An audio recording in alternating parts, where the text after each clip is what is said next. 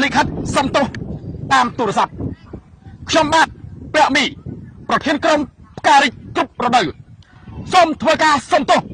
ជាសាធារណៈចំពោះបុគ្គលឈ្មោះជឿនច័កហៅជីងច័កជេ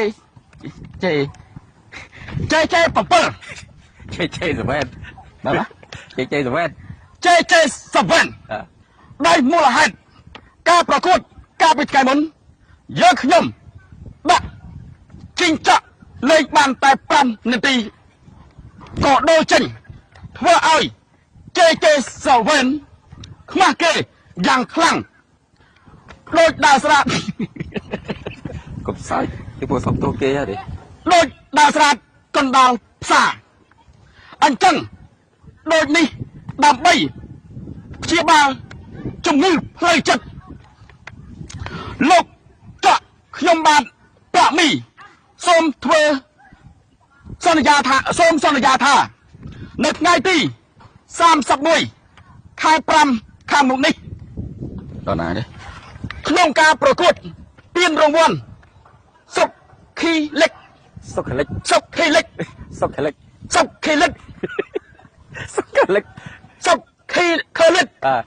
រដូវកាលទី8ដែលមានការប្រកួតសប្បុរសធម៌រវាងក្រុមសសយក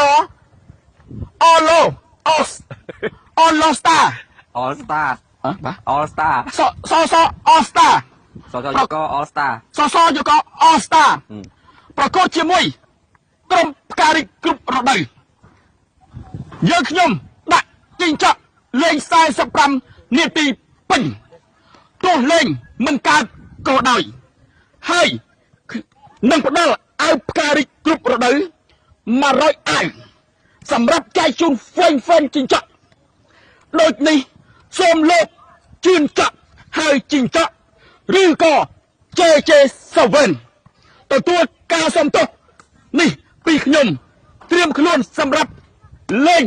45នាទីពេញដូចនេះសូមលោកប្អូនមកចូលរួមឲ្យបានបងប្អូនដូចនេះសូមបងប្អូនមកចូលរួមឲ្យបានច្រើនកកដើម្បីជាសាក្សីថា JJ7 លេងបានពេញតង់ឬអត់ថ្ងៃនេះផងដែរក៏មានតារាចម្រៀងហងមាសមិនហងមាសទេបាទមាសសុកសុភាក៏មានតារាចម្រៀងមាសសុកសុភាក្រុមក្មេងខ្មែរគីងគួស្អីគីងឈី rapper ក្រុមក្មេងខ្មែរគីមឈីនិងតារាចម្រៀងផ្សេងទៀតផងដែរដើម្បីជាការលងចិត្តលោក JJ7 ហើយជីងច័កសូមស្ដាប់ចម្រៀងអាយ៉ៃមួយបទជាតិជាខ្មែរត្រូវតែសាងនៅភពសំណាងគ្រប់ប្រមុខ